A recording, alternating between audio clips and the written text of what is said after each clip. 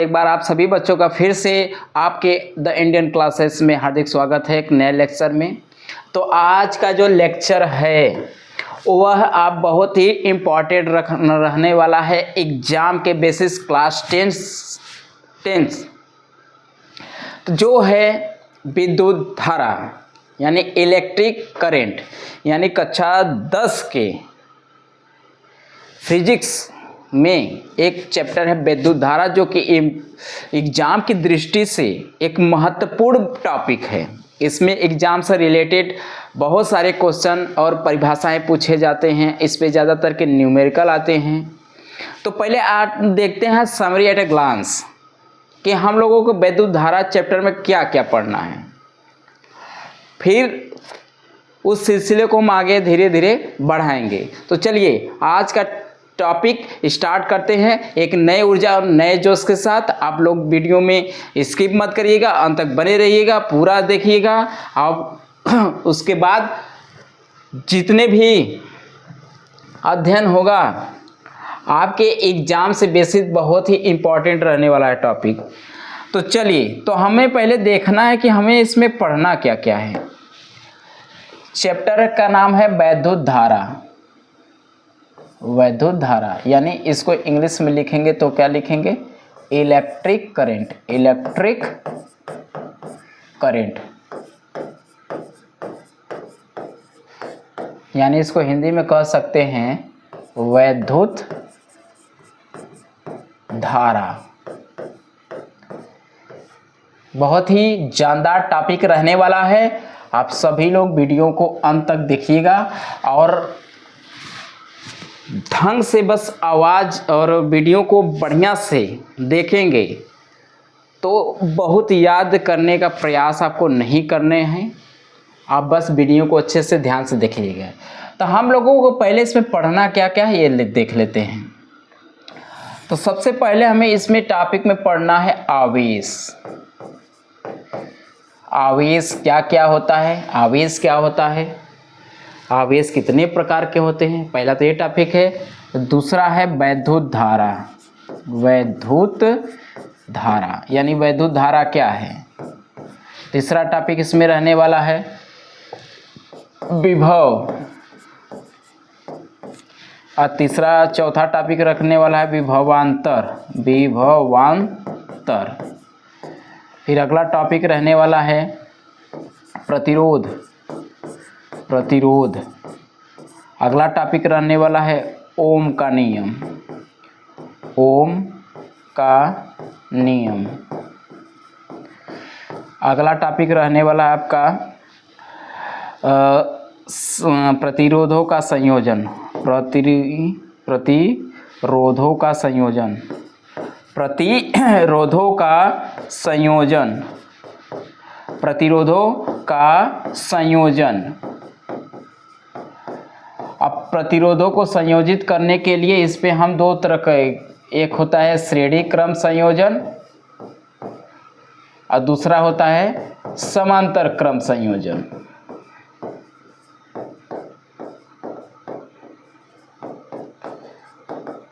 ठीक, समांतर क्रम संयोजन और श्रेणी क्रम संयोजन। चलिए, तो आज जो लेक्चर रहने वाला है विद्युत धारा चैप्टर में आप लोगों को बस इतना ही पढ़ना है और इस पे सबसे इम्पॉर्टेंट जो टॉपिक रहने वाला है इन सभी पे सवाल है।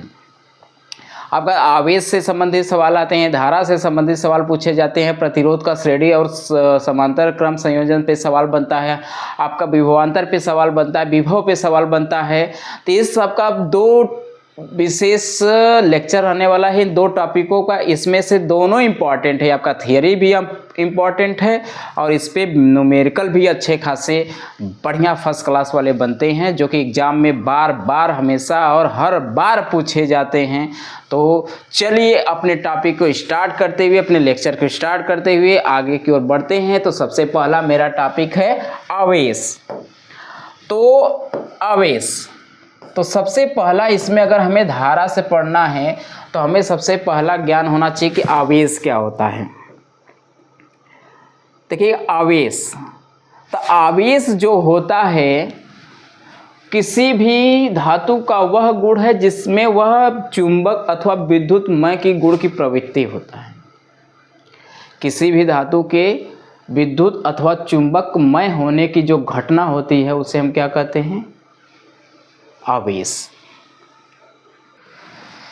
देखिएगा इसमें आवेश के बारे में, तो अब से लगभग देखिएगा 2500 वर्ष पहले एक प्रसिद्ध यूनानी दार्शनिक थेल्स ने देखा कि जब हम अंबर नामक पदार्थ को ऊन से, या तो आबतून की जो छड़ होती है, आबतून की छड़, उसको जब हम ऊन से रगड़ा जाता है तो उनकी जो हल्की वस्तुएं जैसे कागज़ के छोटे छोटे टुकड़े, जब उसमें आबतून की छड़ हो गया या उसमें एक होता है आपका अंबर, तो ये जो धातु होती है जब उसमें ऊन या उसमें भेड़ ओढ़ के बाल के जो रेशे होते हैं, अगर उसको हम उस पर घर्षण कराएं तो उसमें एक आकर्षण की क्षमता आ जाती थी। तो वह छोटे छोटे कागज़ के टुकड़ों को क्या कर लेता था? अपनी ओर क्या करने लगता था? आकर्षित करने लगता है। तो इसी गुण को हम लोग क्या कहते थे? आवेश। ठीक है। और परंतु लगभग 2000 वर्षों तक इस बात को कोई महत्व नहीं दिया गया। जैसे वस्तु, पहले तो कहानियाँ ये रहती थी कि अगर कोई वस्तु या कुछ देखा जाता तो उस पर कोई अमल नहीं करता था। इसी तरह 2000 वर्षों तक उस बातों पर कोई अमल नहीं किया।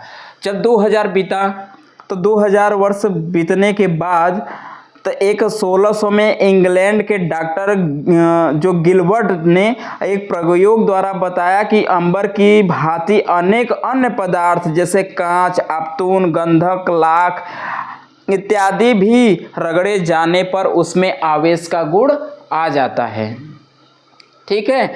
तो उसमें क्या कहा था कि जैसे मान लेते हैं आबतून की छड़ हो गई या गंधक हो गया, लाख हो गया। लाख एक पदार्थ होता है जिसमें भी अगर उसको भी आवेशित किया जाता है तो उसमें भी आवेशित का गुण आता है।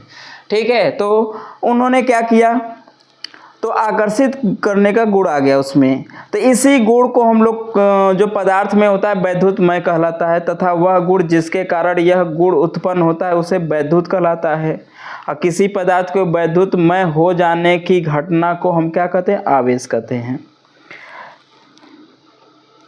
तो अगर इसमें सीधी सीधी अगर परिभाषा अगर आवेश का देना है तो हम आवेश की जो परिभाषा देंगे, क्या देंगे? हम आवेश की परिभाषा ये कह सकते हैं कि जो किसी भी पदार्थ में, किसी पदार्थ के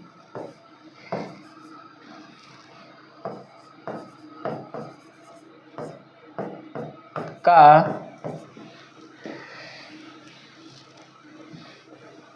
किसी पदार्थ में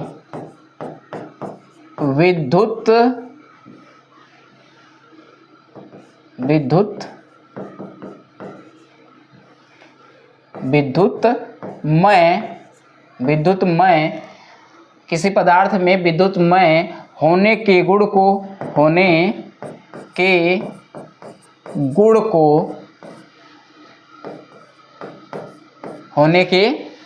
को किसी पदार्थ में विद्युतमय होने के गुण को हम क्या कहते हैं? आवेश कहते हैं। आवेश कहते हैं।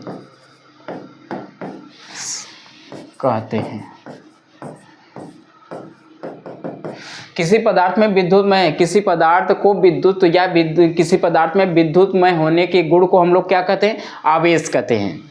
अब ध्यान से बात यहाँ सुनिएगा।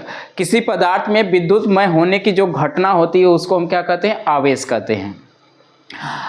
तो इसे देखिएगा स्मॉल क्यू से प्रदर्शित करते हैं। इसे स्मॉल क्यू से प्रदर्शित करते हैं। इसे स्मॉल क्यू से प्रदर्शित करते हैं।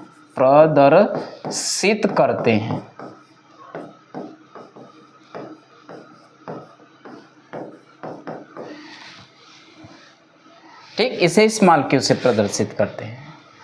तो किसी पदार्थ में विद्युतमय होने के गुण को आवेश कहते हैं, इसे क्यू से प्रदर्शित करते हैं। और जो आवेश होता है मुख्यतः दो प्रकार का होता है। आवेश मुख्यतः दो प्रकार के होते हैं। दो प्रकार के होते हैं। ठीक, पहला धन आवेशित और दूसरा है ऋण आवेशित।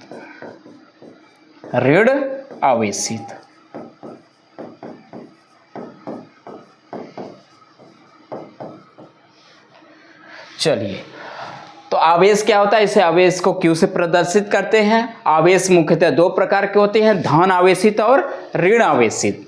चलिए हम एक थोड़ी सी कहानी हम आवेशित करने के बारे में बता देते हैं, और कि कब कोई वस्तु धन आवेशित होता है, कब कोई वस्तु ऋण आवेशित होता है, उसमें थोड़ा सा जानकारी देकर हम इस कहानी को आगे की ओर बढ़ाएंगे। तो चलिए, अगर आपको थोड़े से अगर न्यूमेरिकल के टाइप का लिखना है तो इसको स्क्रीनशॉट ले लीजिए, फिर हम लोग आगे बढ़ते हैं। चलिए अगला देखिएगा, आवेश तो हो गया, देखिएगा मान लेते हैं अगर दो पदार्थ हैं, मान लीजिए दो पदार्थ हैं। अब किसी भी पदार्थ का जो सबसे सूक्ष्मतम यानी सबसे छोटा से छोटा जो कण होता है वो होता है परमाणु। किसी भी पदार्थ का सबसे सूक्ष्मतम जो कण होता है वो होता है परमाणु। अब परमाणु में सबसे बीच में होता है नाभिक, और नाभिक में क्या होते हैं, इलेक्ट्रॉन और प्रोटॉन। नाभिक में होते हैं बीच में न्यूट्रॉन और प्रोटॉन। ये भी हो गया, नाभिक हो गया, नाभिक होंगे न्यूट्रॉन और प्रोटॉन, और इसमें विभिन्न सारे कक्षक होंगे, और हर कक्षकों में क्या होगा, इलेक्ट्रॉन अपनी कक्षा में घूमेगा। अब इसमें क्या रहेंगे, सब इलेक्ट्रॉन रहेंगे। इसमें इलेक्ट्रॉन, यहाँ इलेक्ट्रॉन, यहाँ इलेक्ट्रॉन, यहाँ इलेक्ट्रॉन, यहाँ इलेक्ट्रॉन और यहाँ इलेक्ट्रॉन। इसमें भी क्या होंगे, नाभिक होगा, नाभिक में दो चीज़ें होंगी, और इसके बाहरी पृष्ठों पर क्या होंगे, इलेक्ट्रॉन होंगे। और अब क्या करेंगे, सभी इलेक्ट्रॉन क्या करते हैं, नाभिक का चक्कर। इसमें आपको कक्षा 9 में परमाणु चैप्टर में पढ़े होंगे उसकी कहानी पूरी। तो इसमें बस थोड़ी सी जानकारी हमको देना है कि कोई वस्तु कैसे धनावेशित, मान लीजिए दो परमाणु हैं, अब दोनों परमाणुओं को हम धनावेशित और ऋणावेशित करते हैं। तो चलिए हम जानते हैं कि कोई परमाणु होता है तो उसके बीच में एक नाभिक होता है, नाभिक में न्यूट्रॉन और प्रोटॉन होते हैं, और एक दूसरे से उदासीन रहते हैं, और उसमें विभिन्न कक्षक होते हैं जिसमें इलेक्ट्रॉन उस नाभिक के चारों ओर अनंत कालों तक उसमें परिभ्रमण करता है। ठीक, और इसमें ये भी बताया गया है कि हर कक्षक यानी जिस कक्षा में कोई इलेक्ट्रॉन रहता है तो उसमें हर इलेक्ट्रॉन की अपनी अपनी एनर्जी फिक्स होती है। जिस कक्षा में जिस इलेक्ट्रॉन की जिस कक्षा के लायक एनर्जी रहती है उस कक्षा में वो क्या करता है, परिभ्रमण करता है। तो मान लेते हैं कि अपनी अपनी कक्षाओं में परिभ्रमण कर रहे हैं, हर कक्षा की एनर्जी फिक्स है। तो मान लेते हैं कि अगर दोनों को हम पहले देखिएगा, दो तीन विधियां, 4 विधियां हैं जिससे हम किसी वस्तु को धनावेशित और ऋणावेशित कर सकते हैं। तो पहला हम जानते हैं एक घर्षण विधि द्वारा हम करते हैं, घर्षण विधि। ठीक, एक दूसरा है चालन है, फिर संवहन है। बहुत सारी विधियां हैं जिससे हम किसी भी पदार्थ को धनावेशित और ऋणावेशित कर सकते हैं। तो हम बस एक घर्षण द्वारा हम एक प्रकार से बता दे रहे हैं कि कोई वस्तु कैसे धनावेशित होती है, कैसे ऋणावेशित होती है। तो मान लेते हैं, ठीक, तो हम दोनों धातु को आपस में क्या कर रहे हैं, पकड़ के क्या कर रहे हैं, रगड़ रहे हैं, दोनों को क्या कर रहे हैं, घर्षण करा रहे हैं। तो अब एक बात और ध्यान से सुनिएगा कि हम जानते हैं कि पूरे ब्रह्मांड की जो ऊर्जा होती है वह निश्चित होती है, संरक्षित होती है। बस हम क्या करते हैं, न तो इसको उत्पन्न कर सकते हैं न तो ख़त्म कर सकते हैं, बस एक रूप से दूसरे रूप में इसको उपयोग करके हम इसका क्या करते हैं, प्रयोग करते हैं। उसी तरह जब हम इसको घर्षण द्वारा, तो हमारी एनर्जी लॉस हो गई, अब ये एनर्जी किसी में कन्वर्ट होगी, तो अब ये एनर्जी हमारी तो लॉस हो गई, अब एनर्जी तो कहीं ना कहीं तो जाएगी।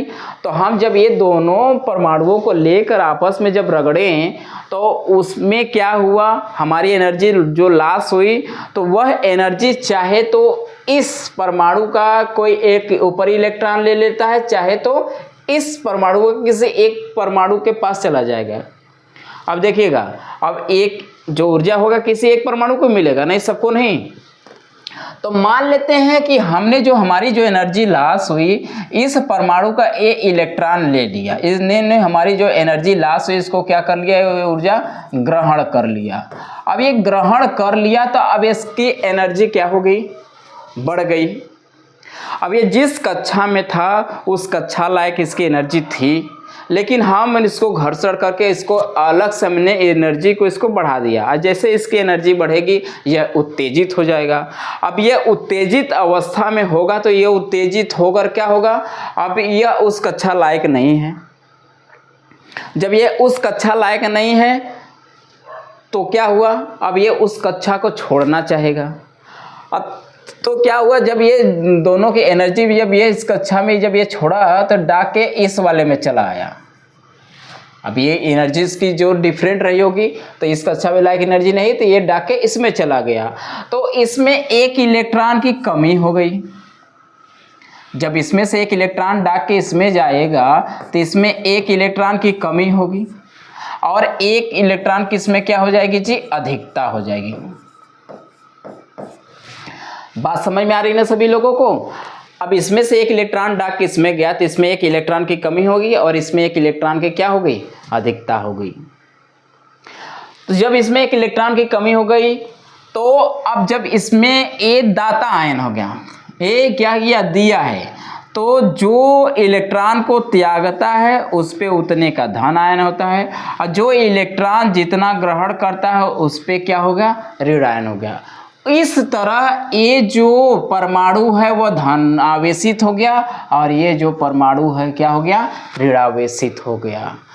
इस तरह हमें पता चल गया कि कोई वस्तु, परमाणु या कोई पदार्थ कैसे धनावेशित होता है, कैसे ऋणावेशित होता है। अब जानते हैं कि कोई भी इलेक्ट्रॉन जब त्यागता है तो जितना इलेक्ट्रॉन वो त्यागेगा या किसी को देगा तो उतना उस पर धन आवेश आता है। अगर कोई भी परमाणु जितना इलेक्ट्रॉन ग्रहण करता है उस पर उतना ऋण आवेश आता है। आप समझ में आ गया अच्छे से कि कोई आवेश क्या होता है। आवेश किसी पदार्थ का वह गुण जिसमें विद्युतमय होने की जो घटना होती है या गुण जो आता है उसे आवेश कहते हैं। इसे इस्तेमाल क्यों से प्रदर्शित करते हैं, इतनी जानकारी हुआ। उसके बाद हम उसमें आवेश दो प्रकार के होते हैं, धन आवेशित और ऋण आवेशित होते हैं। तो कब धन आवेशित होता है, कब ऋण आवेशित होता है, उसके लिए हम पूरा अध्ययन करा दिए। फिर आगे इसमें बढ़ते हैं इलेक्ट्रॉन। ठीक, अब देखिएगा, अब हम क्या करते हैं कि जैसे मान लेते हैं अगर कोई परमाणु है दो ठो, ठीक, तो जितना स्पेस से निकलेगा उतना उस पर धन आवेश आएगा और जितना इसमें ये ग्रहण करेगा तो उतना इस क्या होगा, ऋण आवेश। तो मान लेते हैं अगर किसी परमाणु से अगर एक इलेक्ट्रॉन निकलता है, ठीक, तो उस पर जो आवेश होगा वो कितने इलेक्ट्रॉन का होगा, एक इलेक्ट्रॉन का होगा। अगर किसी परमाणु से अगर एक इलेक्ट्रॉन निकल रहा है तो उस पर जो आवेश की मात्रा होगी वो इलेक्ट्रॉन को, अगर दो इलेक्ट्रॉन निकलता है तो उस पर आवेश की मात्रा क्या हो जाएगी, दो इलेक्ट्रॉन का। अगर इसी तरह तीन इलेक्ट्रॉन निकलता है तो इस पर आवेश की मात्रा भी क्या हो जाएगी, तीन इलेक्ट्रॉन हो जाएगी। अगर इसी तरह इस धातु में से किसी परमाणु में से अगर n इलेक्ट्रॉन निकलता है तो उस पर आवेश क्या हो जाएगा, Ne। ये हो गया आपका आवेश।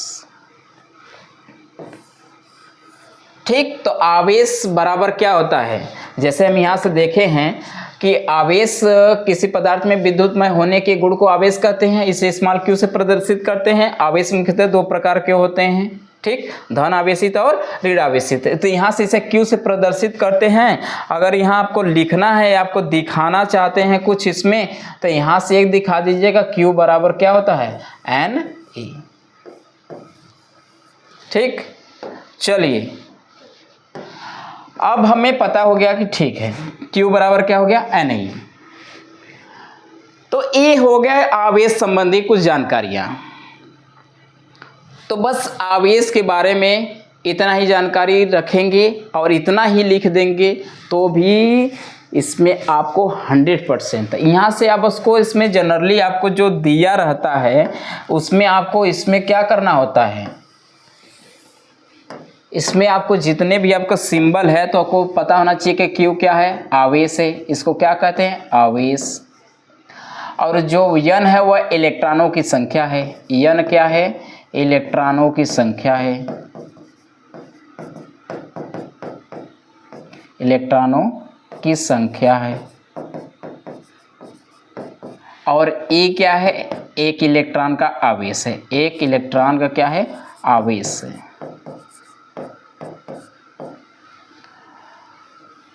ठीक,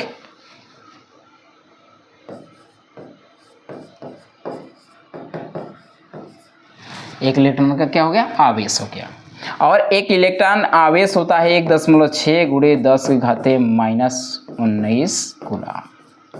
ये आप एकदम बढ़िया से याद करिएगा। ये वैल्यू आपको हमेशा हमेशा एक नंबर में भी पूछता है और सवाल करने में भी आपको इस वैल्यू को याद होना चाहिए।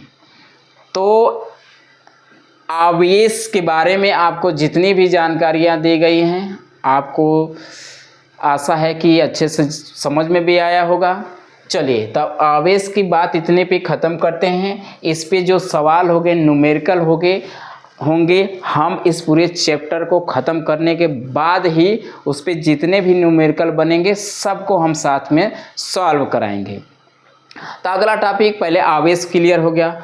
अब इसका जो अगला टॉपिक है वो क्या है? अगला टॉपिक जो है वह है वैद्युत धारा। वैद्युत धारा,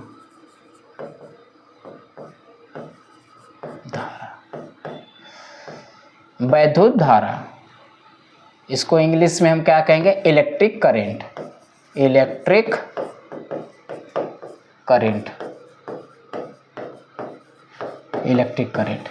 देखिएगा, ये परिभाषा ही बहुत ही लाजवाब, शानदार और एग्जाम की दृष्टि से बहुत ही इम्पॉर्टेंट है। आप हमेशा इसमें आपको वैद्युत धारा, आप 9th में जाएंगे, 10th में जाएंगे, 11th में जाएंगे, 12th में जाएंगे, सबको वैद्युत धारा का जो आपको परिभाषा है वो हर जगह आपको मिलेगा। धारा धारा धारा धारा धारा। तो आज समझ लीजिए कि ये वैद्युत धारा क्या होती है। धारा होती है, देखिएगा, किसी भी परिपथ में आवेश प्रवाह की दर को क्या कहते हैं? वैद्युत धारा कहते हैं।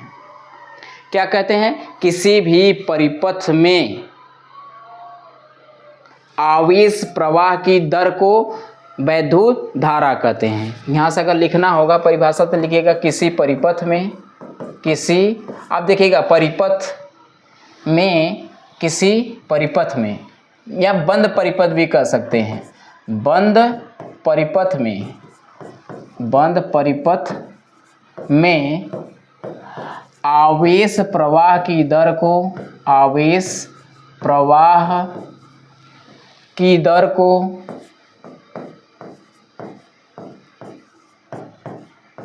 वैद्युत धारा कहते हैं।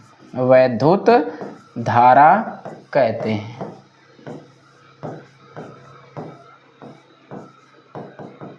ठीक, किसी बंद परिपथ में आवेश प्रवाह की दर को वैद्युत धारा कहते हैं। वैद्युत धारा को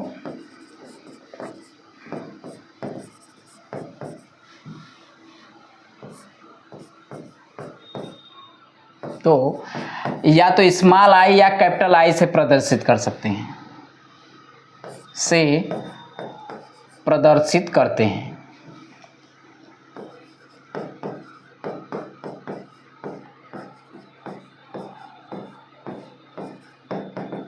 ठीक, किसी बंद परिपथ में आवेश प्रवाह की दर को वैद्युत धारा कहते हैं। एकदम सिंपल सी परिभाषा याद रखिएगा, किसी भी बंद परिपथ में या किसी परिपथ में वैद्युत धारा के आवेश प्रवाह की दर को वैद्युत धारा कहते हैं। इसमें देखिएगा, किसी बंद परिपथ में आवेश प्रवाह की दर को वैद्युत धारा कहते हैं। इसमें वैद्युत धारा को स्मॉल, इसको करंट, इलेक्ट्रिक करंट कहते हैं। तो इसीलिए इसको हम आई से डिनोट कर सकते हैं। तो आई, अगर मान लीजिए किसी परिपथ में, यहाँ से लिखेंगे, माना किसी परिपथ में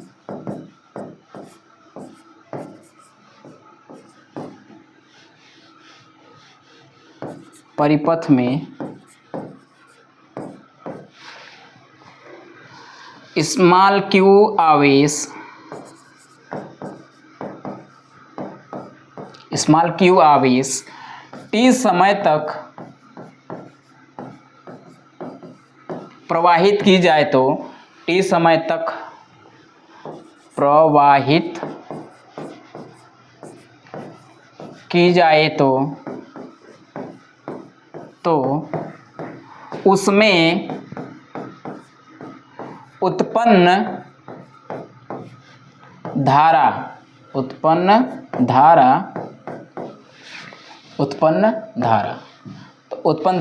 हम जानते हैं धारा को I, तो I बराबर क्यू बाई में क्या बनते हैं, आवेश प्रवाह की दर। किसी भी राशि में अगर हम समय से भाग कर देंगे तो वह बन जाता है दर।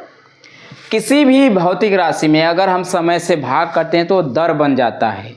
तो अब हम क्या बोल रहे हैं, आवेश प्रवाह की दर को, यानी आवेश में t से भाग कर देंगे तो आवेश प्रवाह की क्या बन गई, दर। आवेश प्रवाह की दर को क्या कहते हैं, वैद्युत धारा कहते हैं। है ना एकदम सटीक परिभाषा।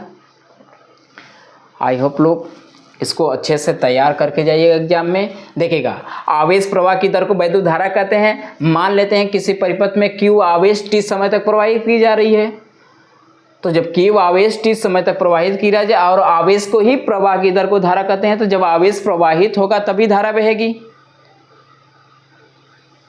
ठीक, आवेश प्रवाह की दर को वैद्युत धारा कहते हैं। ठीक, इसे इस्तेमाल तब इसमें जो प्रवाहित धारा होगी, धारा I बराबर क्या हो जाएगा कि T, I बराबर Q बाई में T। अच्छा, जहाँ पर I धारा है, Q क्या है, I धारा है, I धारा, स्मॉल Q क्या है, आवेश है, समय क्या है, T समय। ठीक, ये आपका जनरली है। अगर इसके मात्रक पूछ दें, अगर इसका हम क्या पूछ दें, मात्रक, तो इसके दो मात्रक होते हैं। अब जैसे अगर इसी परिभाषा से ही देखा जाए तो आवेश का जो मात्रक होता है कूलाम। आवेश का मात्रक क्या होता है, कूलाम। और नीचे बटा में तो इसको प्रति में लिखते हैं, और समय है तो सेकेंड हो जाएगा, कूलाम प्रति सेकेंड। इसको लिख सकते हैं कूलाम प्रति सेकेंड। ठीक, या तो इसका जो सबसे प्रचलित मात्रक है वह है एम्पियर है, एम्पियर। अगर हमें सबसे ज़्यादा अगर लिखना होगा तो अगर हमें धारा के मात्रक पूछेगा तो ज़्यादातर के हम यूज किसका करते हैं, एम्पियर का, यानी ये सबसे प्रचलित मात्रक है उसका एम्पियर। विद्युत धारा का सबसे प्रचलित मात्रक क्या है, एम्पियर है। चलिए इसको नोट डाउन करिए, इसके बाद हम इसको समझाते हैं। देखिएगा, जो वैद्युत धारा होती है वह सदिश राशि होती है। वैद्युत धारा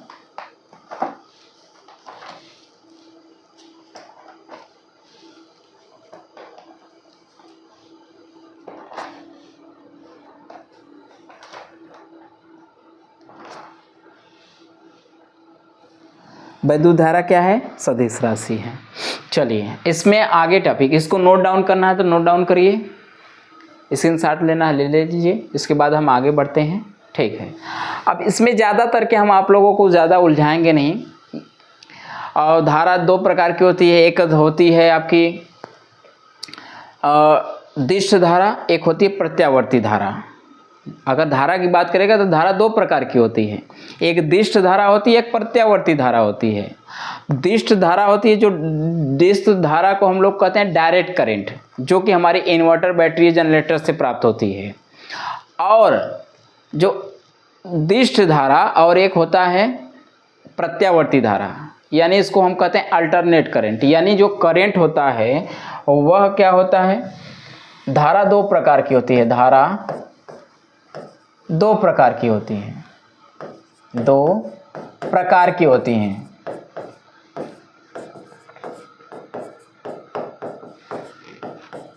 पहला AC, इसको हम कह सकते हैं दिष्ट धारा, दिष्ट धारा।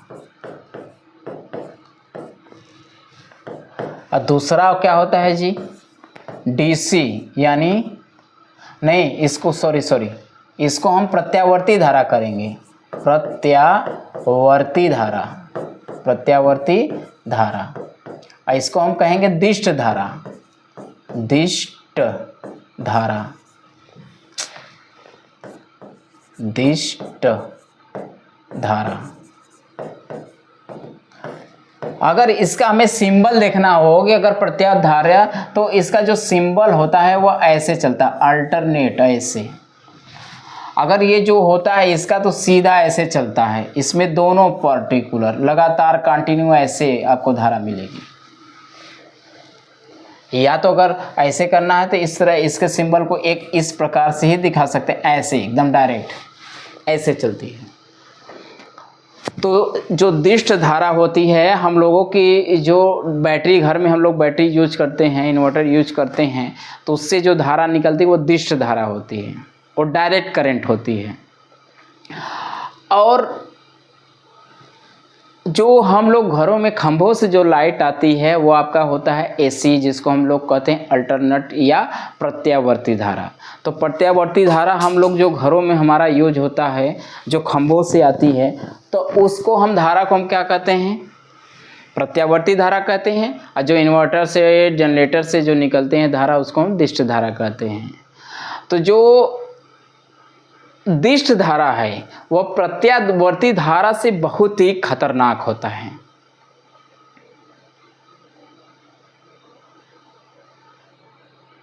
बात समझिएगा। ये कैसे खतरनाक होता है? डेंजर तो देखिएगा, मान लेते हैं डेंजर तो एसी होता है, ये आपको बहुत ज़्यादा वाइब्रेट कराता है। अगर ये जो डीसी है वो डायरेक्ट होता है, वो आपको एक बार अच्छे से पकड़ेगा तो छोड़ेगा नहीं। लेकिन ये आपका जो एसी होता है बहुत ज़्यादा वाइब्रेट कराता है, हमारे जो सर्कुलेशन होता है उसको वाइब्रेट कराता है एकदम झंझट। तो ये होता इसलिए है क्योंकि जो एसी जो धारा होती है वह ऐसे सर्कल में चलता है, और ऊपर वाले सर्कल के कारण धारा बहती है, नीचे वाले सर्कल के कारण धारा नहीं बहती। जैसे ऊपर ज़्यादा फिर धारा बहती है, फिर नीचे आता धारा, तो यानी नीचे वाले भाग के कारण हमारी धारा हमेशा उसमें बंद रहती है एसी में। तो जब ये ऊपर वाले साइकिल आधे चक्र के दौरान धारा बहती है, फिर दूसरे आधे चक्र के दौरान धारा हमारी क्या होती है, बंद हो जाती है।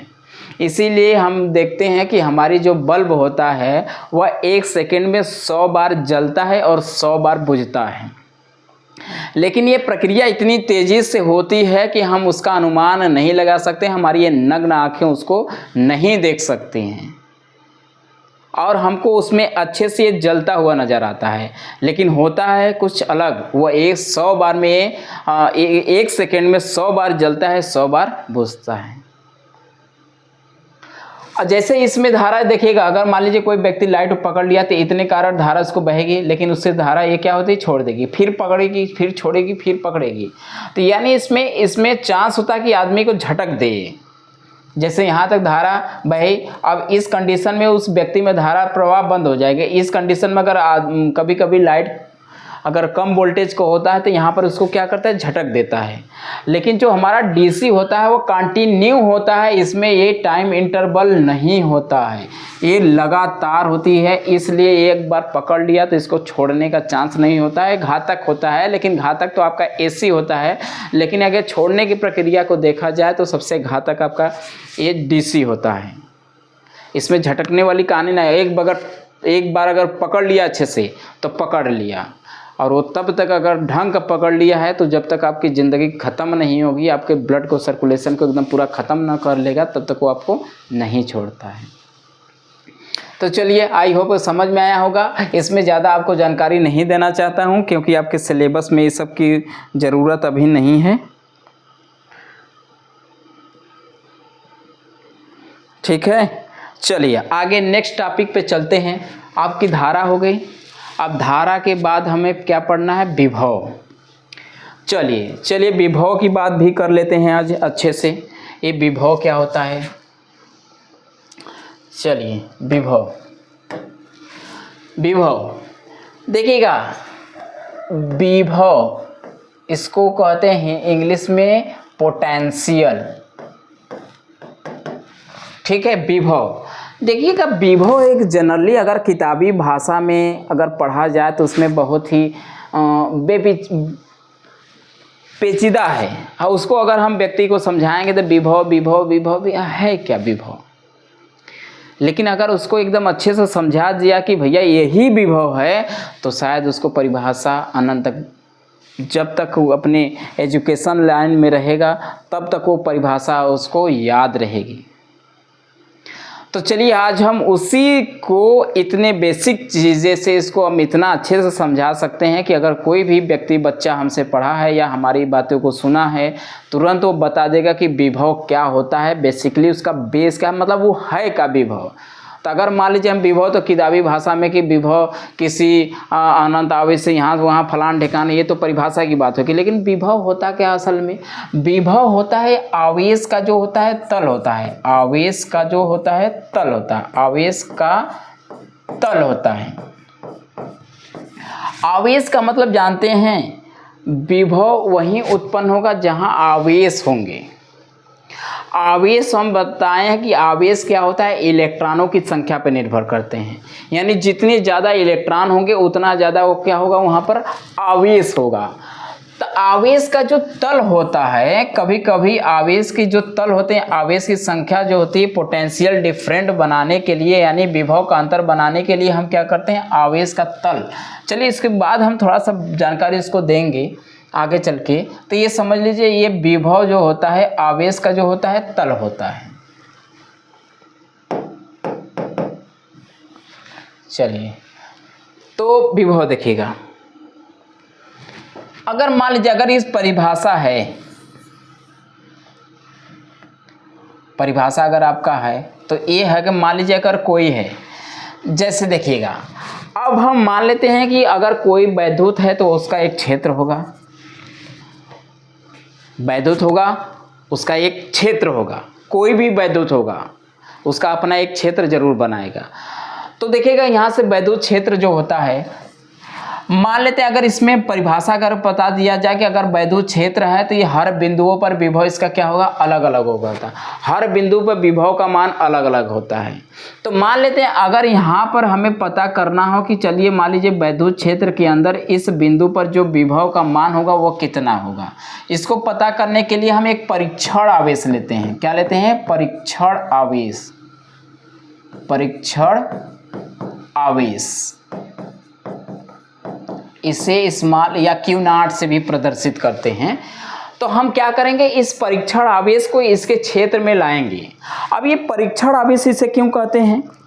देखिए कि जब परीक्षण जो आवेश होता है वो धनावेशित होता है, ऋणावेशित होता है, लेकिन जो परीक्षण आवेश होता है उसका अपना खुद का कोई आवेश नहीं होता है, लेकिन जैसे ये किसी आवेशित क्षेत्र में जाता है तो उसके विभव को यानी उसकी क्षेत्र की तीव्रता को ये अनुमानित करके बताता है। इसीलिए हम इसको क्या कहते हैं, परीक्षण आवेश कहते हैं। अब परीक्षण, जैसे आपका जो जीभ है वह स्वाद लेने का काम करता है, लेकिन जीभ आपका खुद का कोई उसका स्वाद तो है नहीं, लेकिन कुछ भी स्वाद इसको देंगे तो तुरंत वो चख के क्या करता है, बताता है। यानी आपका क्या हो गया, ये टेस्टिंग चार्ज हो गया, यानी ये क्या है, किसी भी टेस्ट करने का क्या है, एक साधन हो गया है। इसी तरह इसको क्या कहते हैं, परीक्षण आवेश को क्या अपना खुद का आवेश नहीं है, लेकिन जैसे ही किसी आवेशित क्षेत्र में जाता है तो उस पर एक बल लगता है और वही बल का वो अनुभव करके बताता है कि यहाँ पर उसकी विभव का जो मान है वो कितना है। ठीक है, तो मान लेते हैं परीक्षण आवेश को हम क्या करेंगे, अनंत, कहाँ से लाएंगे, अनंत से। अब अनंत से उस बिंदु पर लाएंगे जिस बिंदु पर हमें वैद्युत विभव का मान बताना है।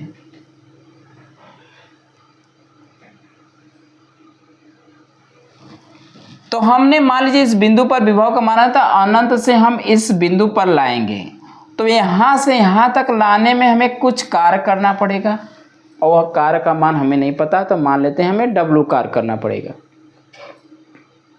ठीक, चलिए तो हमने यहाँ से इसको अनंत से इस बिंदु तक लाने में W कार्य किया, तो यहाँ पर जो विभव का मान होगा उसमें किए गए कार्य किसी भी परीक्षण आवेश को अनंत से उस बिंदु तक लाने में किया गया कार्य तथा उस परीक्षण आवेश के अनुपात के बराबर उस बिंदु पर क्या होगा, विभव होगा।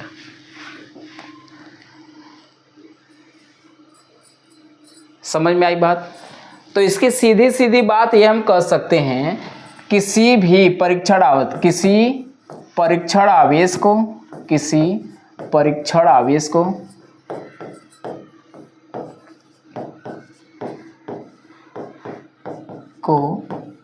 अनंत से, किसी परीक्षण आवेश को अनंत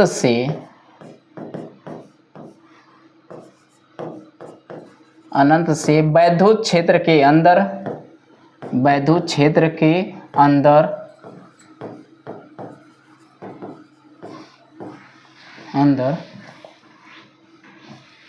किसी बिंदु तक लाने में किया गया कार्य, किसी बिंदु तक लाने में किया गया कार्य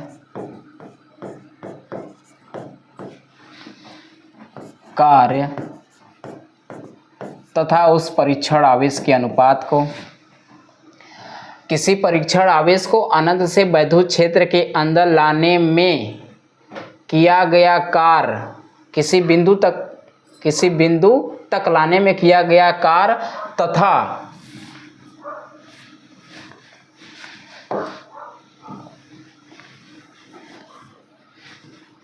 किसी बिंदु तक लाने में किया गया कार्य तथा उस परीक्षण आवेश के अनुपात को, उस परीक्षण आवेश के अनुपात को, परीक्षण आवेश के अनुपात को, तो उस बिंदु का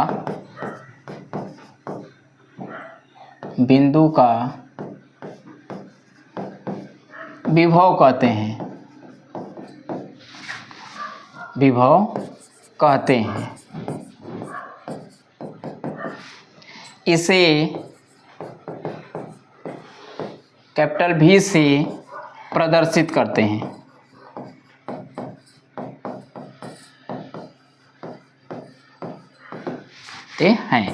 इसे कैपिटल V से प्रदर्शित करते हैं। अतः कैपिटल, तो अगर फिगर बनाना होगा तो मान लीजिए वैद्युत क्षेत्र है, तो यहाँ पर हम ला रहे हैं अनंत से, यहाँ पर क्या ला रहे हैं, एक परीक्षण आवेश है Q, इसको अनंत से हम W कार्य कर रहे हैं और यहाँ का विभव क्या है, यानी हम तो इसे V से प्रदर्शित है, तो V बराबर क्या होता है, W बाई में Q0। ठीक, जहाँ V विभव है और W क्या है, कार्य है, W क्या है, कार्य है, और Q0 क्या है, परीक्षण आवेश है, आवेश। ठीक है, चलिए अगर इसके मात्रक की बात किया जाएगा, अगर इसके मात्रक की बात किया जाएगा तो इसके दो मात्रक होंगे। एक तो फार्मूले से बना लेंगे। अब देखिएगा, ये कार्य है, कार्य का मात्रक होता है जूल और बटा में प्रति कहेंगे उसको, और आवेश है तो इसका कूलाम होता है, तो इसका होता है जूल प्रति कूलाम। या अगर इसका अन्य मात्रक होता है जो प्रचलन है, इसका मात्रक विभव का मात्रक होता है वोल्ट। विभव का मात्रक क्या होता है, वोल्ट। चलिए इसको भी आप विभव को समझ गए अच्छे से कि विभव क्या होता है, किसी बिंदु पर आवेश की जो मान होता है, तल होता है, उसको हम क्या कहते हैं, विभव कहते हैं। और विभव को अगर परिभाषित करना है, इसको न्यूमेरिकली देना है, तो विभव भी बराबर होता है W बाई में Q0। ठीक, आगे इसको नोट डाउन कर लीजिए। और दूसरा टॉपिक है विभवांतर। अगला क्या है, विभवांतर। विभव हो गया, फिर आ गया विभवांतर। विभवांतर, दो बिंदुओं के बीच विभव के अंतर को क्या कहते हैं? विभवांतर। यहां से सीधी बात लिखेगा, दो बिंदुओं के बीच विभव के अंतर को, दो बिंदुओं के बीच विभव के अंतर को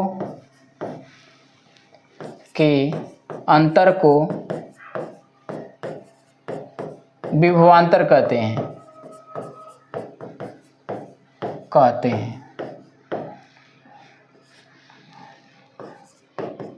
ठीक, दो बिंदुओं के बीच के विभवांतर कहते हैं।